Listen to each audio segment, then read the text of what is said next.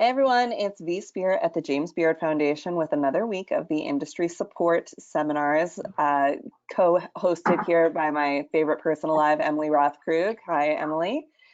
We wanted to say welcome to Monday, welcome to the next week of the new normal.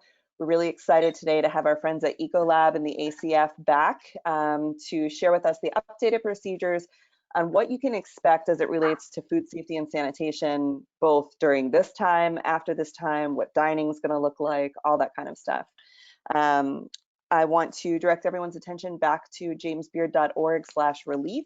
That's where you can find all the updates as it relates to the Chef Action Toolkit, what webinars are coming up, new policy initiatives, just a real good distillation of what's happening for our industry in particular.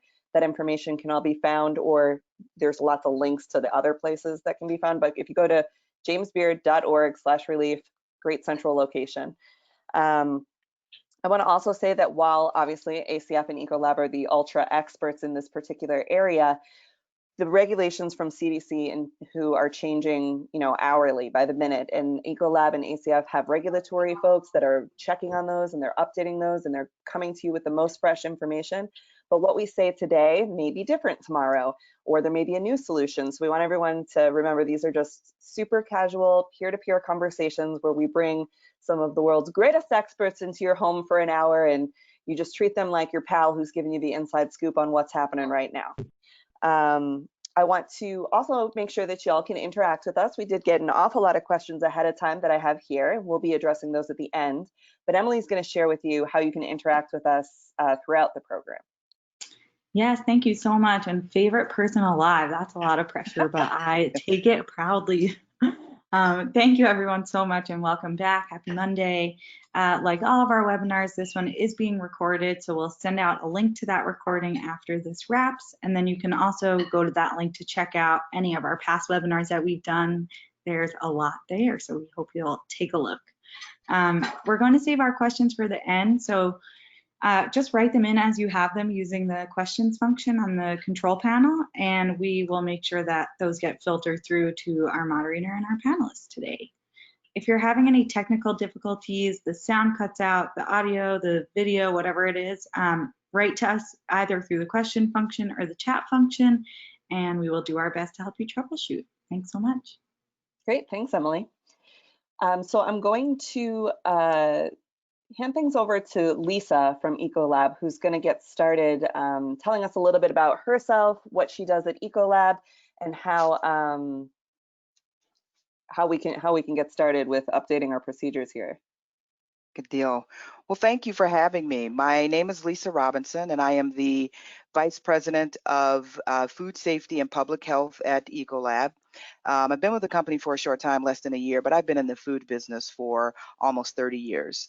Everything from food manufacturing, I've had some stints in retail as well. So coming with a lot of experience and wanting to today kind of walk you through some of our expertise around the what we know about COVID-19 and try to provide as much guidance as we possibly can and just some practical industry insights that we hope will help you combat, this COVID-19 issue that we're all working through. Next slide there. Yeah, you're welcome. So next slide after that one. Next slide. Thank you. So I know this is everyone knows a lot and you've seen a lot, but it always is a good thing to kind of reground in what is coronavirus and to just share that, because I know there's a lot of information. I call it, although we're in a pandemic, we're also in an infodemic where we're getting just a ton of information and you're trying to sort through. And so I always want to make sure we level set everyone with all of our presentations regarding what is the issue we're talking to, and then really talking about the insights that we can provide for your specific industry. So what is coronavirus? We know it's a new strain. It does not act like other strains like SARS or MERS. It's part of a large family of viruses that cause illnesses ranging from a common cold to those other severe diseases. Now, coronaviruses historically are transmitted between animals and people. So when you hear people say they're zoonotic, they start in animals and then somehow make their way, potentially through other animals to get to people. But they have not yet circulated in humans at that point. Some of the common signs of infection include respiratory symptoms, fever. Fever has been seen in about 98% of the people who are infected. Cough, shortness of breath, and trouble breathing. And then, as you already know, that in more severe cases, this infection can cause pneumonia, and it can also cause severe acute respiratory syndrome, kidney failure, and even death, unfortunately. Next slide there, Scott. Now, how does it spread? It depends on a particular coronavirus. Most human coronaviruses may spread by respiratory droplets from an infected person to others through the air, by coughing and sneezing, through close personal contact, such as touching or shaking hands, sharing straws, that sort of thing. And then also in the third way it's transmitted is through touching an object or surface with the virus on it, and then touching your mucous membrane. So if someone has, coughed on a surface and that surface is wet, you touch that surface and then you touch your eyes, your nose, and your mouth, then that is one way that it can be transmitted. Okay. Now it's still, we believe that the primary way in which it's being transmitted is through from person to person with this particular virus, but there's still a lot of surveillance and information that we need to find out because, like I said, it's brand new. So there's still a lot more studies that need to happen. Yeah. Next slide there, Scott. Okay. So what are some of the steps that you can take to help protect yourself and your teams, your employees, and your guests? You got to follow the public health recommendations on standard infection control practices, right? And then also training your teams on what these practices are and making sure that they're complying to them. Hand washing, you probably hear this a lot, but hand washing for 20 seconds with soap and water is the best way to mitigate having this on your hands. Cleaning high touch point surfaces. So those, everything from elevator buttons to those door handles that people are touching constantly, those are called high touch surfaces, and you want to make sure that you're disinfecting those. And also using hand sanitizer when it's, when you've got clean hands, but you may be doing some tasks and your hands are still relatively clean. If you do have hand sanitizer that's alcohol based, that's really helpful. The good thing about this particular virus is that it's a envelope virus, and so it's relatively easy to kill. And so the disinfectants that are on the particular list and that's listed by the EPA are well able to address this particular virus. Excellent. Thanks, Lisa. And we will make sure that that circulates to all of you. The list of disinfectants that are, being listed out there right now is the most effective. Just a clarifying question on that. It sounded like you said to use hand sanitizer effectively, you do want to have clean hands first. Essentially, like the first line is best, wash your hands, use the hand sanitizer as an in-between, but not as a substitution. Spot on. I mean, All right. that's exactly right. Yes. Great. Yep.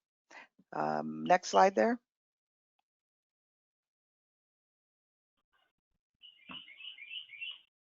Oh, there you go. So how to protect yourself. You'll hear us say this over and over again. There's no virus, I'm sorry, there's no vaccine yet for this particular virus, right? So how can you reduce the risk? Washing your hands often and correctly. The World Health Organization recommends you perform hand hygiene with soap and water, just like we mentioned. And if you don't have soap and water, or if you're in between, like moving from place to place, your hands are still relatively clean, you can use an alcohol-based hand sanitizer. Avoid touching your eyes, your nose, your mouth, and unwashed hands. There's some studies out there that talk about how often people touch their face. It can be up to 50 times an hour that you're touching your face. So you want to, that's hard not to do, but that's something you've got to, try to focus on. Avoiding close contact with people who are ill. That, you definitely, if people are a case or a confirmed case, you they should be in some sort of isolation, and you want to try to avoid that as much as possible. Avoid areas where live animals are being sold and raised, especially this is really for regions where excessive cases are being reported. Wear a mask, and I know we'll talk a lot about that, but only if it's directed by healthcare or local requirements. And then seek medical advice immediately if you have a fever or other symptoms after traveling. And the doctor is going to ask a series of questions when you do talk to them about being ill. And so you want to make sure that you tell doctors, this is maybe where you have been if you've been in a hotspot area. Next Great, slide. thanks, Lisa. And for any of the other speakers and presenters, if you guys can go on mute when you're not talking, I'm getting like a little bit of feedback. Go on. Okay. Yes, okay. Next slide there. Okay. How do you protect other people? If you have cold-like symptoms, you can protect others by, wearing a mask. You'll hear people talk about a mask being, barrier masks versus N95 masks, and or what respirators do versus barrier mask. And really, that mask, if it's like your surgical type of mask or the cloth mask that the Surgeon General spoke of, it's really to protect people from you, right? So the air and droplets that are coming from your mouth are held back quite a bit if you have a mask on, but they're not the end all be all. Stay home while sick. This is hard because we in this country really want to work when we're not sick, right? And part of it's because we need to work. A lot of us need to when and when we're sick, it's not the first thought to want to stay home. But in this case, you want to be able to stay home if you're sick. Avoiding close contact, washing your hands and covering your mouth and nose when you sneeze. You can always do the DAP type of in your elbow, but if you got tissue, you want to make sure you sneeze into it and you throw that away. And then contacting your doctor immediately if you're ill, and cleaning and disinfecting, making sure that you're cleaning up surfaces behind you, especially if you're you've been out and then you're coming back, or if you're ill, you want to make sure you clean and disinfect. And Lisa, a couple questions on this here. These are great tips for folks who are being responsible and taking care of themselves. There's a lot of people out there who are right now responsible for taking care of someone else or allowing them access to a building or access to, a store or delivery or anything. There's been some talk about taking people's temperature, and they've seen, it like on the infrared temperature is a 99.5 or 100.4 is okay. Do you have info on what temperature is acceptable to be considered not sick? Yeah, that 100.4 is what we got from our medical doctors that we talked to about the temperature. That's the one. And there are a lot of places that are implementing active screening protocols, but you also want to have the passive screening ones too, which is asking the questions. You can't do really one without the other. It's one. And then you also got to think about the area of the country you're in when you're taking temperatures and what a person, like our folks down in Texas, you take a temperature right away and it's too high, and you got to let people kind of sit and equilibrate a little bit, and then their temperature is fine, or people who have been sitting in an air conditioned car, they'll come in and their temperature will be too low, and then that'll come back up. So you want to also not just take the temperatures from an active screening perspective, but you also want to make sure you're asking those questions around, have you been around someone that's been ill? Have you traveled to an area that, has hot spots? Those type of questions, you want to make sure you ask that. Yeah, great feedback. Okay. And then next slide. And then what about food safety? So currently there is no evidence that COVID-19 is transmitted to humans through food. So that's good. That is good. But yes, however, you want to make sure that you are following your standard food safety practices. You don't want to throw out all the things that you do, all the work that you do to follow the US food code or your state's food code. What are your temperatures? How are you chilling product? Are you separating product? All of the items that you normally do with food safety, you want to make sure that you do that. We don't want to lose sight of the standard food safety practices. And that includes, properly cleaning and sanitizing your food contact surfaces, your utensils, hands, etc. Okay. Great. Next slide. I think, is this one yours, Scott? Yep, just unmuting myself here, and I'll Okay. put my webcam on. And I will mute myself. And Great. Thank you, Lisa. Can you see me there, V? Can't see you or your screen yet. Okay, let's see here.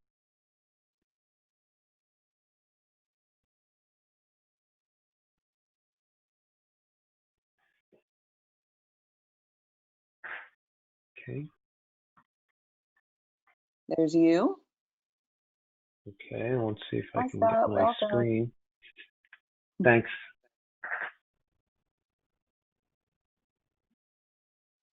Scott is coming to us from the Jersey Shore and confirmed that the beaches are closed and people are doing their best to stay safe out there. Can you All see my right. screen yet? Yep, we've got everything now. We're ready to go. Very good. Thank you. And thank you, Lisa. So just want to go over steps to prepare for a successful opening, because that's been the subject of a lot of questions we're receiving about what to do to get restaurants and hotels and other hospitality businesses open once we get permission from our local governments to do so. So obviously, the biggest thing is training the team properly. That's number one. We want to maintain safety and guest confidence in public spaces. So that's going to be really important. Lisa had mentioned safe hands everywhere you need them. Hand washing is the number one defense against COVID-19 by far.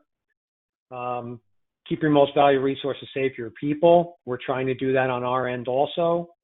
I know there was a question one of the people posed earlier about Ecolab service, so we can get into that once the Q&A comes. Protect your properties and set your hotels and restaurants up for success, and create a communication plan to instill confidence in your guests. Yeah, I think that's all going to be great. Scott, quick question. Somebody's asking, will the sheets from Ecolab be available for download? And yes, we'll be able to share this with them. Okay. Yep. Yeah. So first, Ecolab's come up with procedures based on risk profile. So we basically set up 3 levels, which is a standard prevention, risk reduction, and remediation. I think at this point, there's probably no one around the country that's in the green. They're probably in yellow, and most people are in red or coming out of red into yellow that are allowed to open.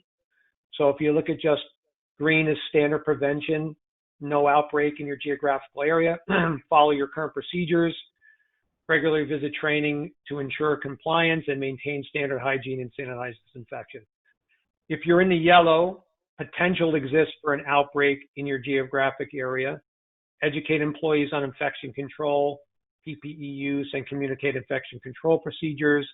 Assess your preparedness status and collaborate with vendors and partners on response readiness. Evaluate facility usage, lead times, stock shelf life, and their impact on ordering supplies, and increase frequency and standard procedures.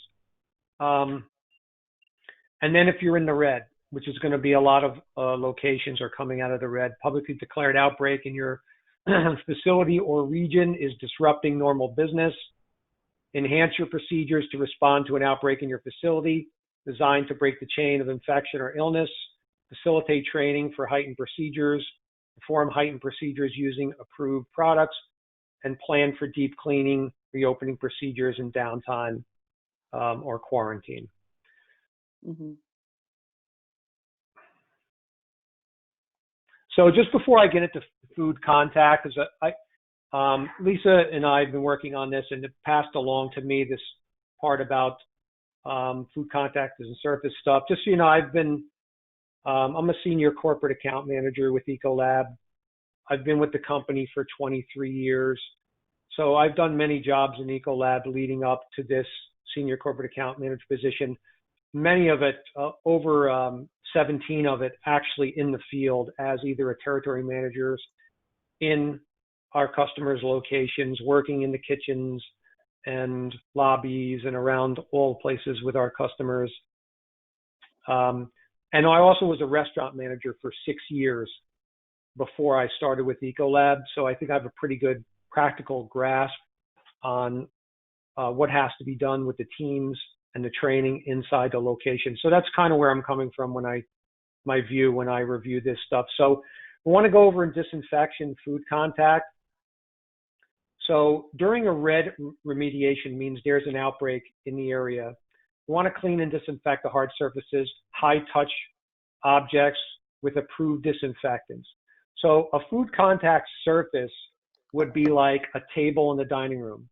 Now, normally we would not use a disinfectant on a table in the dining room. But if you're in the red or an area that's red, we're going to want to use a disinfectant on that. So the procedure would be to pre-clean the visibly soiled areas that are disinfected. A surface can be clean, but not disinfected. It can appear to be clean or have no soil on it, but still be infested with bacteria or, in this case, virus. But a table cannot be disinfected if it's not clean. So you can spray it with disinfectant, but if you haven't removed the food or other soils from it, the virus can hide inside that food or underneath it, trapped between that and the table, which is why you have to clean. Then we're going to disinfect. I can only basically speak to the efficacy of Ecolab products. I can't really comment on any others. I know ours, if you take a product like peroxide multi-surface disinfectant cleaner, you would spray that on, make sure it contacts all the surfaces. It would be on that particular product has a 45-second kill time for COVID-19. And then you're going to wipe that, and then you must rinse and sanitize if you are using a disinfectant on a food contact surface. So you would need to rinse and then sanitize it with something like a quat sanitizer, food contact sanitizer that you would normally use. You have to do that rinse and sanitize process because normally you don't want to use a disinfectant on food contact surfaces because the product is too strong. But since we're trying to disinfect a virus in this pandemic, that's why we might want to add that extra step. Yeah, and Scott, tell me one more time, what's the name of that product that kills COVID in 45 seconds, peroxide? That product is called peroxide multi-surface disinfectant cleaner. Right, and one more time, the process would be use a single-use paper towel or something like that, because we're not going to be using dish rags anymore, I imagine. Mm-hmm. Remove the soil, cleaning it that way with soap and water type thing. Spray the peroxide multi-surface, let that set for 45 seconds, rinse again with soap and water, and now it is ready for another diner. Yeah, you would rinse and with sanitizer. So you would rinse and then you would contact it with sanitizer, and that would be the final step. So it's an extra step to what we would normally do, which would be to clean and then wipe with a sanitizer and be done. We're going to add another step if we're going to disinfect those surfaces.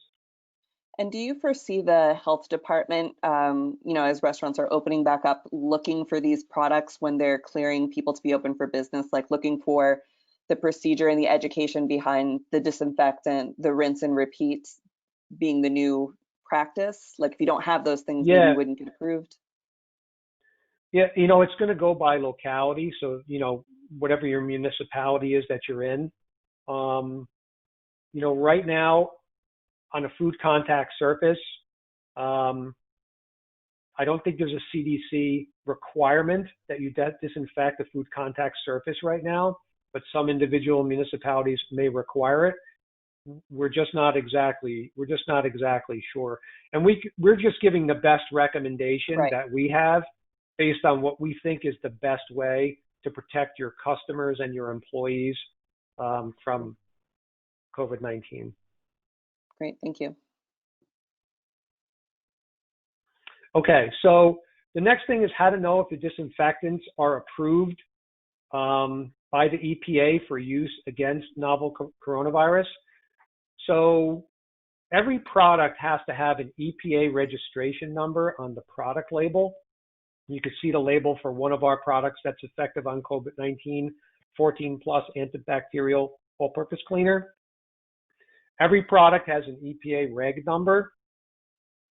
So you can go, to verify the product, you can go to the EPA registered antimicrobial product site on the EPA website. And if you plug in that registration number, if the product is on there, it will pop up. If nothing pops up for it, it means that product has not gotten a approval from the EPA to be effective against COVID-19. Now, if you try to do this and you put it in by name, it's not going to work very well, because the name could actually be the manufacturer of the product, and it may have been sold out to different distributors or whatever the case may be, and it may have 7 different names for that product, and none of them may be the product that's on the EPA website. So if you try to do it by name, it's not going to work right. So you got to go by the EPA reg number. Scott, I have one more question, just back to the wiping Sure. of tables thing, which I'm sure we're going to stop you a million times when we get to what the cooks have to wear. Sure. But folks are saying, normally we're used to like the red Sani bucket and like all this kind of stuff and the rag that's in there. With not being able to reuse rags, what should people be using to clean? Like what do they use? Well, you'd probably, if we were going to follow this procedure where we're going to disinfect, you could use a bucket and a rag, because the surface is going to be disinfected by the time you apply that. So the only other way you can use not use a bucket and a bottle or bucket and a rag is to use a spray bottle and a disposable. Mm-hmm. That's the only method you can do. I mean, you can do, if you have disinfectant wipes, you could do disinfectant wipes and then do sanitizer and a rag or a paper towel or whatever. The only problem is, I'll tell you, disinfectant wipes are almost impossible to get right now, and whatever people get are mostly being diverted to the healthcare industry. Right. So you just got to keep everything separate. Like if you have this is what we're using to remove food soils, then we're disinfecting, letting that dry for 45 seconds. Then we have this sort of like clean sanitizer bucket that has not been used to remove food soils. Yep. That's only used after the disinfectant. So that's hopefully answers a couple of the folks' questions. Yeah, that's correct. And one thing I'll say is, and this is going to be a little bit of a laborious process to do that, but one thing I will say, a lot of this is as to how well our industry does bringing back customers is going to be the perception that they have when they're in our restaurants.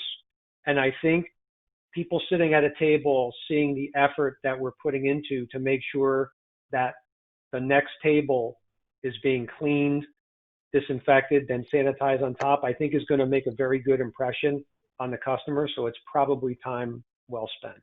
Yeah, absolutely. Okay, so just to go into the public area guidelines. So you can see this is a normal standard procedure in the public areas: pick up debris, remove stuff like gum from the floor with a putty knife or whatever the case may be. Empty and disinfect trash cans, clean and disinfect all hard surfaces, include untouched areas. One thing I want to add about the clean and disinfect, when I spoke about peroxide multi-surface disinfectant cleaner, and it's got a 45-second kill time. Not all disinfectants are the same. You can get all the way up to 10 minutes on some products.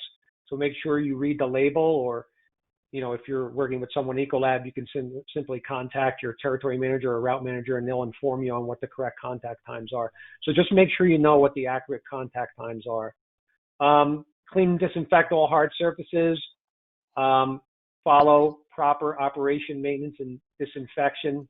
Pools and hot tubs would only apply, obviously, to hotels. Clean all glass and windows. That peroxide product does do glass and windows, in addition to being a hospital-grade disinfectant. And your regular other stuff, vacuum on soft floor, stuff like that. Now, if you are in the yellow, we're going to increase frequency of cleaning and disinfection. And if we're in the red, we're going to increase the frequency on hard surface disinfection using EPA-registered disinfectant with a emerging viral pathogen coronavirus claim.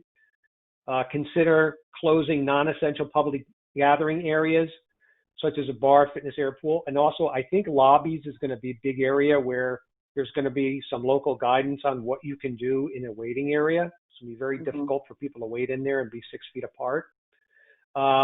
Consider alcohol-based hand sanitizers in public areas, especially near touch points.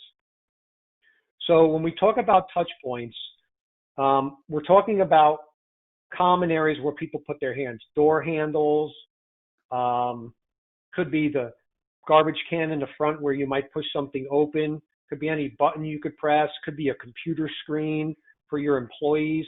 These are all common touch point areas which have to be disinfected frequently. So what is the frequency that you should do this when you're in the yellow or red? There really is no guideline. I know for some areas like bathrooms and such, they're recommending every 4 hours. Every 2 hours could also be a recommendation for high touch points. Again, I think it's going to be important we do it as frequently as is practical to make sure we're reducing the infection as much as we can. Yeah, so I was going to ask about that. It sounds like, you know, the grabbing a seat at the bar may not be quite what it was in the past, as though social distancing applies to that. You may not want to be spraying disinfectant when you still have a guest sitting at that same table. So as we're opening, keep that in mind, folks, like seats at the bar and the way that this is going to have to be sprayed and cleaned. You know, we're going to have to really work out what seatings look like. Sure, and that's a really good point. And you know, one thing I like to say for some of these touch points, say a computer board, right, a keyboard. Well, you don't want to be spraying product directly onto your keyboard because it could damage the equipment. And the same thing might go for a bar area where you have people sitting.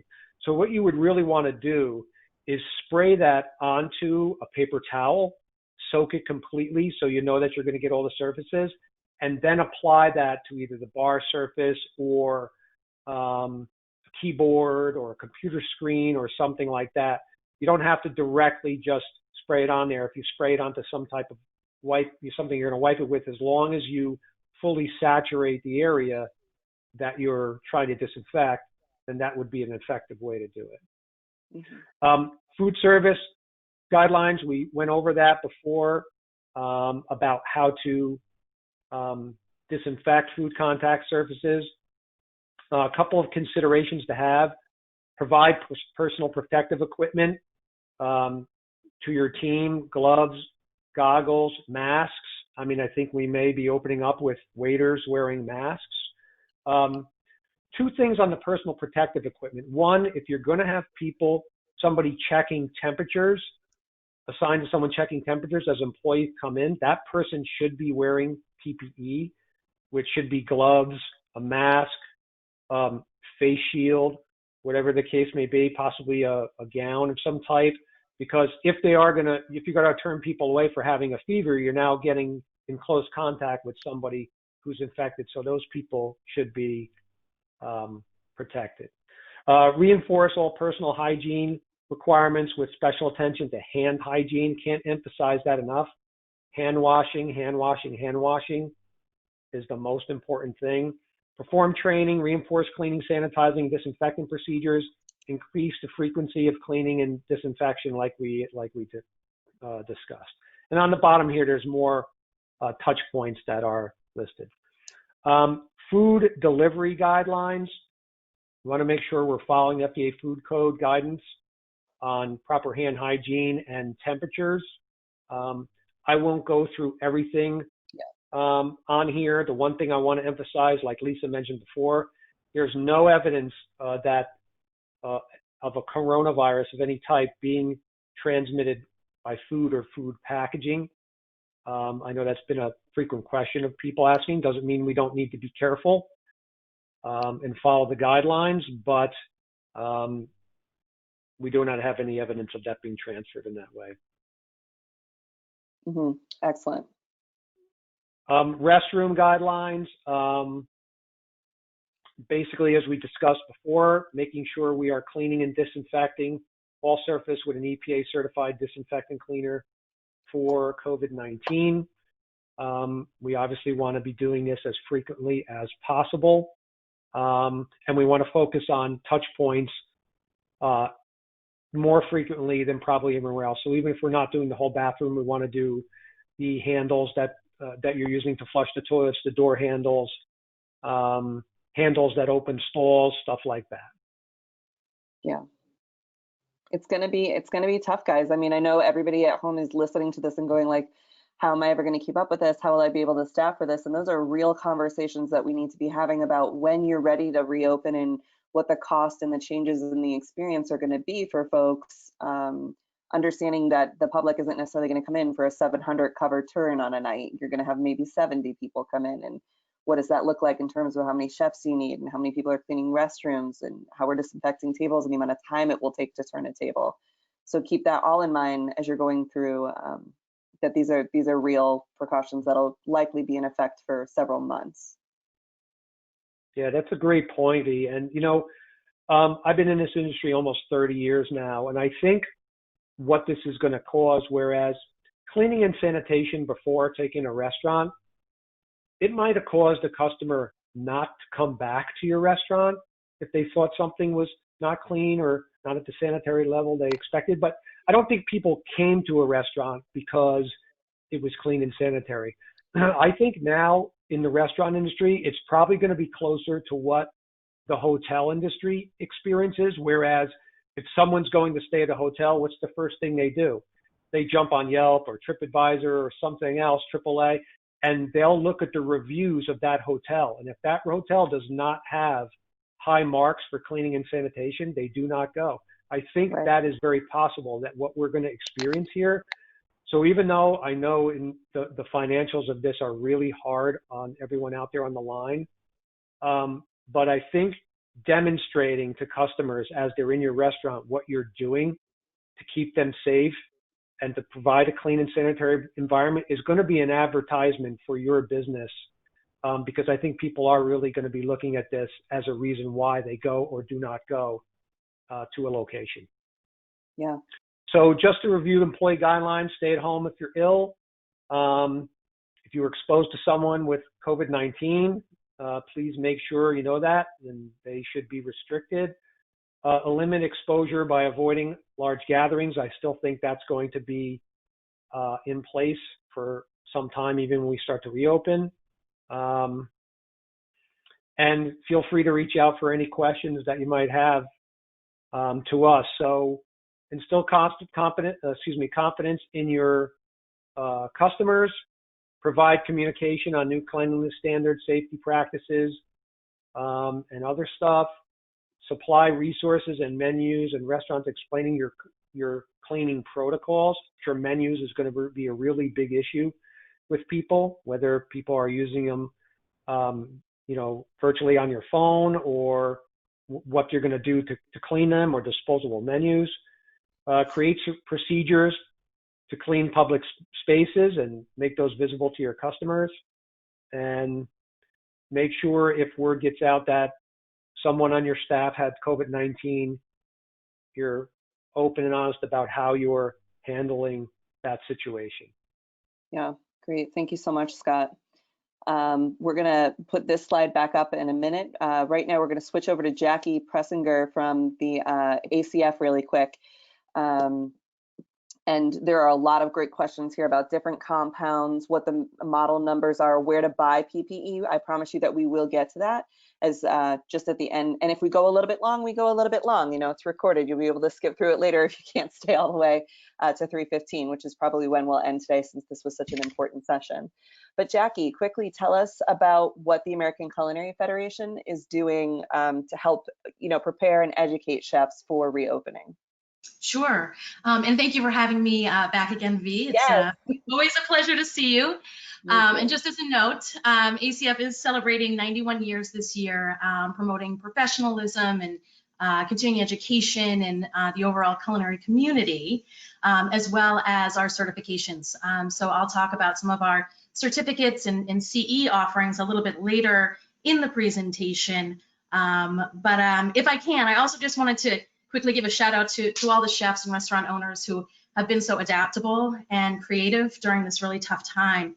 It's just been, it's been sad, but it's been also heartwarming to see all of the chefs and colleagues preparing food for those out of work and preparing food for the frontline and healthcare workers, and also for their generous donations to the JBF Relief Fund and more. So it's really great. Virtual hugs to everyone for that. I think, as Scott and Lisa from Ecolab both alluded to, the sanitation is going to be key, but it's also going to have a big factor in building diner confidence. There's going to be some challenges ahead, for sure. And when 1,000 folks were polled about how would they feel about dining in a restaurant right away once they're open, there was some interesting and hopefully hopeful information that was gained by Data Essentials poll. So as you can see here, it's almost 60% that did say that they would absolutely or might consider dining in right away. However, the work that needs to be done on that diner confidence is, of course, that 41% who do not yet feel comfortable. But of course, diners are ranking safety and sanitation, assurance and hygiene as the top factors about when they will go back into the restaurants. So I thought that this graph of information was a little bit interesting too, broken down by different market segments as to who's going to be avoiding eating out, but hopefully we can look at it as a glass half full of who is going to be joining us first. So I think by looking at that, you can certainly see the boomers, who are over 75%, who are going to be avoiding eating out for a while. But I think that also speaks to the fact that they also have a greater inherent risk when it comes to contracting or having some negative outcomes when it comes to the COVID-19 virus. So that leads us into the sanitation practices that Ecolab mentioned, but also when it comes to sanitation education for yourself and also for all of your team members. I think, there's a lot of things that, we may not have been thinking about yet that are going to come to the surface, things like tamper-proof delivery containers to, again, get those guests feeling more comfortable for dining out. I think you'll probably even see things like hand sanitizers for guests when they enter the restaurant, maybe even right before their meal. And then a lot of other smaller things too.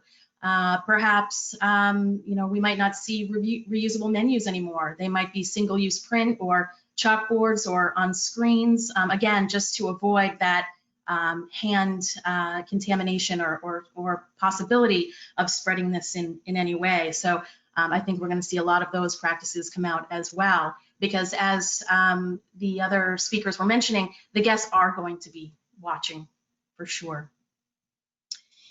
So I was having a conversation right before this webinar as well. I'm just really interested in seeing what happens today in Georgia, because I know that they have had now the permission for restaurants to reopen. I think that there's 39 guidelines, I think, that I was reading, including having no more than 10 people and 500 square feet. But I think what's going to be most interesting is to see who is actually going to be opening right away, especially during this time when we're still watching the CDC and the other recommendations nationwide. So I think you're certainly going to see, as they said, more of this personal protective gear. I know that even some of the fast food outlets in Georgia said that they're not ready to open yet.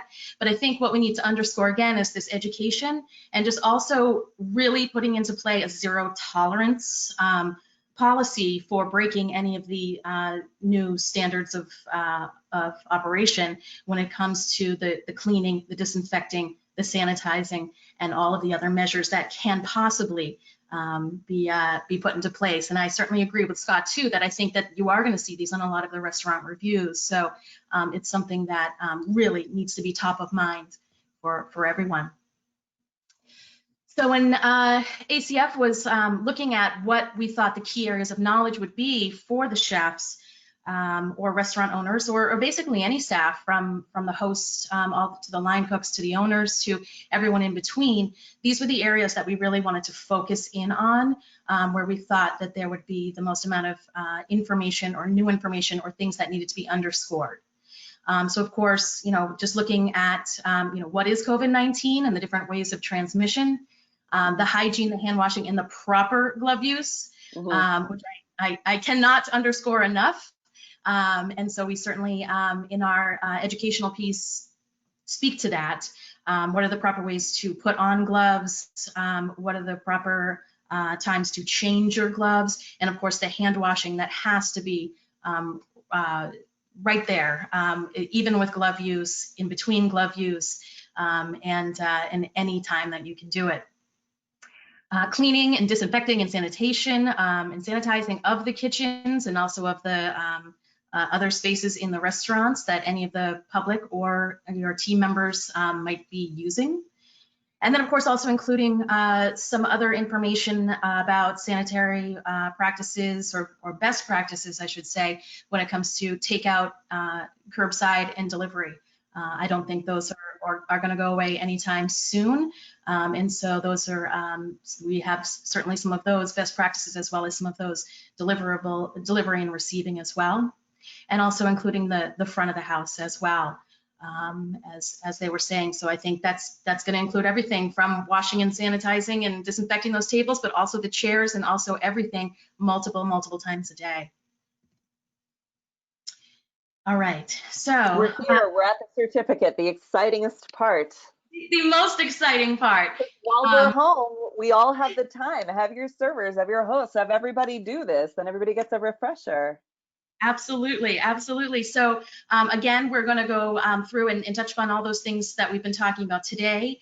And we even get into the granular too. So we're even going to address salt and pepper shakers, and all of those things that we can really do to gain the diner confidence.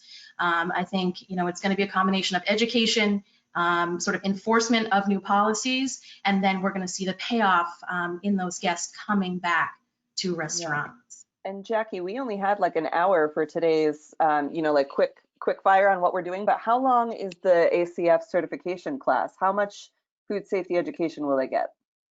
How much do you want? We have a lot, so. I want hours. So here's some examples. The ACF Online Learning Center, which is acfchefs.org/OLC for Online Learning Center. For those of you who are tuning in to the live webinar and also those who might be viewing the recording, we do have a free code for you to take this time in order to continue your education, especially when it comes to safety, sanitation, and also those new ideas and concepts in relation to COVID-19 in food service. So we do have the COVID-19 sanitation and food service course that is available right now for free. We hope that many of you will take advantage of that. You do receive a certificate of completion after you do that. And so certainly something, maybe for some of you who may find yourself unemployed right now, another great thing for you to add to your resume or in your portfolio to show that you do have a great understanding of safety and sanitation during this crisis and beyond.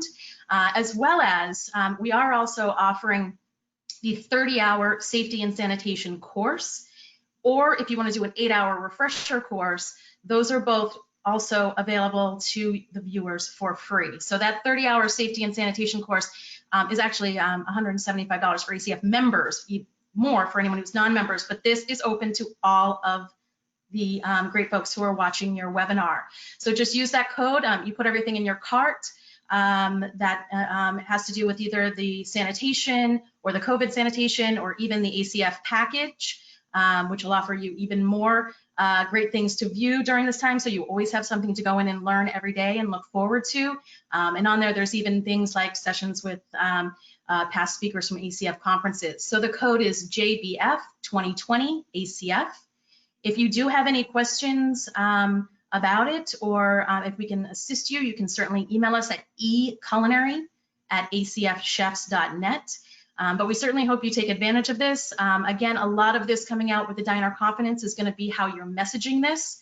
So even if you're able to let everyone know that all of your staff members, have received this certificate, that's always a great thing to be able to shout out on social media, to your email list, or even post in your restaurant window in order to help gain that confidence back and get those dining rooms filled again.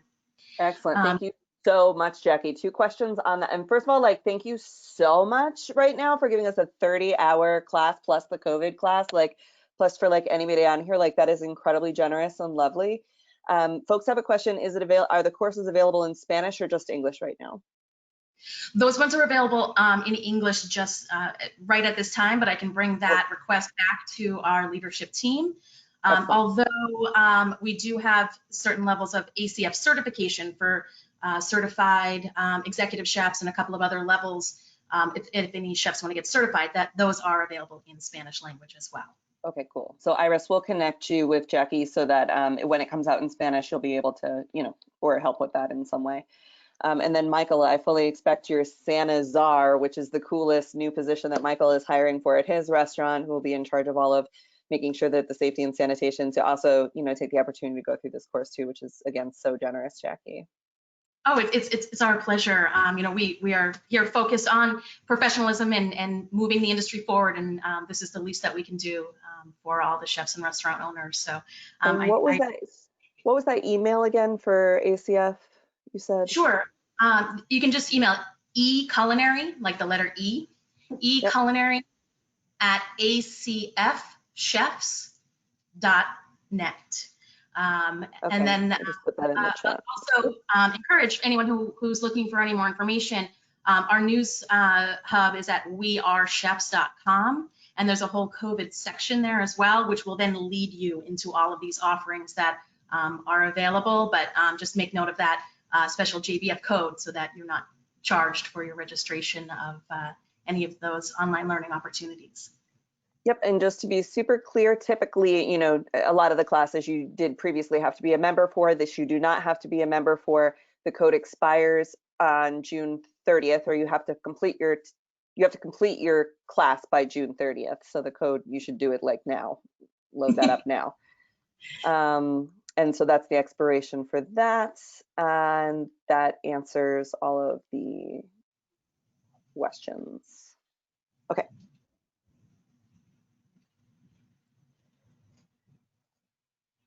Cool. So let's bring back our friends at Ecolab, and Emily will just put up the slide with the pictures. And we have just an outrageous amount of questions, so I'm going to do kind of like a quick fire. For the purposes of these questions, maybe answer yes or no. Most of them are aimed at Ecolab for the most part. So just bring back your video and go off mute. Does Ecolab offer a professional cleaning? Can a restaurant pay you to come in and fully sanitize their restaurant? No, we don't. No. We don't do cleaning of restaurants ourselves. We do the training with your staff. We provide the product if you're an Ecolab customer. Great. So that's a no to that question, but you can certainly, I'm sure, find somebody who is doing professional deep cleaning. Bar seats, we're saying it's probably in your best interest to remove your bar seats for this moment, just given the fact that you don't want people sort of gathering them together. Social distancing means social distancing. We've heard on other webinars in the past, having a table over 4 is likely not possible. When it comes to social distancing your waiter from the guest, that is a little bit harder to do, which is why operating a full service restaurant is something that's probably going to take a lot longer than we all hope. So the options that other folks were doing were like having a meal takeaway kit, like here's our kit, we fully put it together, sort of like what Blue Apron might do, but locally, and folks come pick it up and they cook it at home, or keeping that to-go category going, keeping retail product going, so that you're not completely relying on the in-house dining experience, because that is going to be very hard to get up and going again. We have a question, so those are kind of the questions about that. Social distancing in the kitchen, I think it's important we all remember that we're not going to be doing 700 covers like we were in the past, unfortunately. So the need for that many chefs, we are very far away from, and hopefully by that time, there's a vaccine or some other different procedures in place so that the social distancing doesn't have to be as serious. But for right now, understanding that bringing back your staff is going to be very skeleton crew, and you may only be doing 10, 15, 20 covers at a time, and then having to sanitize in between. Any advice on processing deliveries when people are delivering boxes, receiving product from the farm, et cetera, that it's gone from like the farmer to the distribution center to the truck. Now that truck is handing it off to your receiver. Should folks be taking things out of the cardboard and putting them in fish tubs or Lexans and then bringing it in, or do they have to sanitize the cardboard? What do you guys think about that? I can take that one if you want Yeah. me to, Scott. Yeah, so Scott had mentioned earlier that there is little to no evidence yet that COVID-19 is passed from packaging. And there have been some studies that are out there where they have found some remnants or DNA remnants of COVID-19 on packaging, but they're not necessarily infectious. That study still needs to happen. So I would say follow, if there are some local public health guidance, follow that. Otherwise, follow your standard procedures, but really work on hand hygiene, right? So if you are handling boxes, I mean, I think one of the studies said you can have remnants on cardboard for up to 24 hours. So if you're handling boxes, make sure when you're done that you're following proper hand hygiene. Excellent. Another person has a question about how they can make sure the chemicals that they're using to disinfect, sanitize, and soaps don't poorly interact with each other. Is it like, you don't want to use bleach and this together? Is there a place where you can just choose what safely interacts with each other? Yeah, I can only speak from Ecolab's perspective and our chemistry and what we do. So if you're an Ecolab customer, you have a territory manager or a route manager that's assigned to your restaurant, and they're your person that can help you. So they should be doing training with your staff and have a product selection that's going to be safe. And if there are products that are not supposed to be used in conjunction, that should be part of the training. Absolutely. We have a question about what about ozone and its effectiveness? I'm not sure what that is. Okay. So Lisa, do you want me to take that one, or? Yeah, you can. Go ahead. Okay. So there's a lot of different things that are going around out there, like ozone. So ozone is like, it's a system that combines oxygen and electricity. And it can be used as a spray or like almost like an aerosol. I don't know if that really applies to the restaurant. The effectiveness of its disinfecting is not monitored by the EPA. It's not given a certification on EPA, so I can't tell you actually how well it works because we don't use ozone. There's some positives and some negatives about it. And there's a lot of other things about ozone. It's a pollutant considered by the EPA. You got to be careful where you do it because it really needs to be a closed off area because you don't want it to get into the circulation system, stuff like that. So yeah. Another one was UV. Oh yeah, can you use the UV light to kill all the COVIDs? Okay, so UV again is not regulated by the EPA. The system itself is regulated by the EPA, but not, in other words, the manufacturer of the piece of equipment. But whether it actually works to disinfect is not regulated by the EPA. The only thing about UV, if it's effective, it has to cover every bit of whatever you're trying to disinfect with the UV rays. So if something's in a shadow or hidden or not clean, it's not going to be disinfected. The next question that we have is on PPE for the host and for the chefs. We're talking about goggles and face shields and masks and which ones are good and which ones aren't. And if a restaurant is buying up that product, is it diverting it from the hospital industry? And the answer is yes. There is not one, there's not like separate PPE for restaurant and then for hospitals. There's a finite amount of all of these products. And if you're choosing to open and use them, which of course, you'll have to likely, that would be that's coming out of that central supply of what there is. So you may find yourself running into the inability to get it or the inability to get enough of it, stuff like that. So, but do you guys have any recommendations for face masks, shields, where they can potentially be purchased? Lisa, do you want me to do that, or you want to take that one? You could take that one because I don't know So, that I have a good answer for that. Right. So we have a food safety solutions Oh, I'm sorry. division in Ecolab, which are your regular territory manager or route manager can help you. Now, I will tell you, certain things like masks, hand sanitizer, infrared thermometers, they are in somewhat of a short supply. And we're ramping up as fast as we can, as are many other manufacturers. We're ramping up 20, 30 times what we can. I will say we are prioritizing healthcare first in this, Of course. because let's be frank, if those people aren't taken care of, we are in a world of trouble. So you see things like the Javits Center and the Mercy ships in Los Angeles and in New York Harbor. Those people were using Ecolab to help them stock with that PPE and disinfectants and stuff like that. So if you ask your rep and they can order it, they will do so. And if you get it, it means that we have enough to supply restaurants safely. And we're getting more online as we get closer, but some of that stuff is still on back order. That's good to hear. So for the folks who were saying, can I buy it, but I don't want to divert it, talk to your Ecolab rep. They're already on the same page with you and making sure that it's going to the frontline workers first, and, you know, put in your order and be patient. And when it comes, that means that there was enough for you and you didn't, you know, take it out of the hands of somebody, you know, That's who's working in a hospital, which is just a really good, I think, place for people to feel like it's okay for them to seek those things out, as long as they're patient with when it comes in.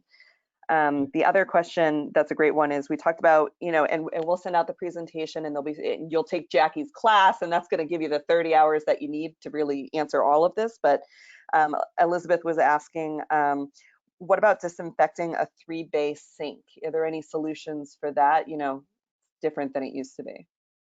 Yeah, there's no, right now the CDC is not making a recommendation to do that. Again, we haven't had any incidents of any coronavirus, not just COVID-19, being passed along in that way. Now, obviously, if you don't follow the proper procedures for dishwashing and washing in a 3-compartment sink, it could happen. I know with our chemistry, if the chemistry is run right, if the dish machine is balanced properly, meaning the proper water pressure, proper spray patterns, the proper temperature, the right titration of chemical, same thing in the 3-compartment sink. Right now, we feel, and so does the CDC, that is good enough to protect customers. You can add a disinfection step to that. It's going to take a little training to add that in, because it's a little more complicated and time-consuming than what you're used to doing. It'd be similar to the tabletop, where you have to clean, then disinfect, then rinse and sanitize. So the best bet there is, if you're an Ecolab customer, is to ask your rep, contact them and ask them to help do a training. Even if it's virtual, they can do a training, you know, online or something like that, to help how your staff has to do. But right now in restaurants, we're not putting that as a requirement. Excellent. Then a question, if an employee tests positive for COVID, should that restaurant close for 14 days? What is their duty to report?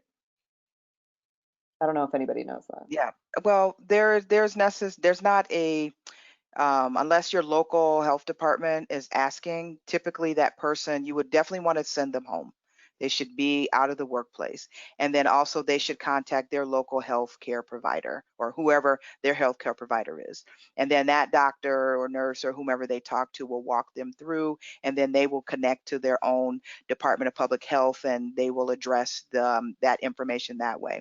You know, as it relates to the work site, you would go through all the standard protocols that we've been talking about, right? Which is, you know, you have to understand where they were in the restaurant, and begin to do the cleaning and disinfection steps that you know, Scott kind of walked through.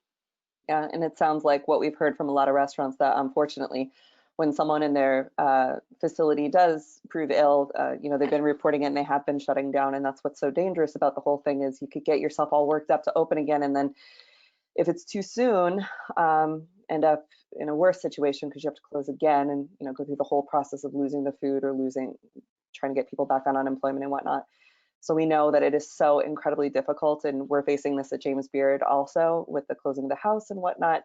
We want to get people back to work just absolutely as soon as possible, but if we're too soon, you risk it actually lasting longer and being more expensive. So we want to be really diligent when we're thinking about the cost of opening as it relates to PPE and the staff who has to come in. And we heard on the food journalists webinar last week, they truly believe it's going to be the small rural areas that have that first chance. So if you're in, you know, Boise, Idaho, maybe you got a better chance at opening sooner and getting back to normal sooner. If you've been in a really rural place in Maine where there's not been a lot of cases and there's not a lot of contamination, you probably have a chance at opening earlier. For the big cities, it's going to take a little bit longer just by the nature of how many folks are here and how people get to work and the close nature of where we live and all that kind of stuff. So keeping that in mind with your business.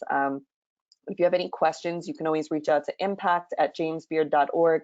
We'll do our best to hear your story and try and shepherd you to the best experts that may be able to help you, whether that's lawyers or people throwing out projections of when this is going to get better, stuff like that. So know that we're here for you, and everybody that we've had on these calls is in the same boat as you, just trying to do the right thing so that we rebuild stronger than we were before. The last, I think that's it actually for questions on where we can buy stuff. Yeah. So I think the one thing that I heard most from y'all was we're changing every day and we're doing the best we can to provide the most hospitable and wonderful experience for our guests and for our internal guests, to use the Danny Meyer word.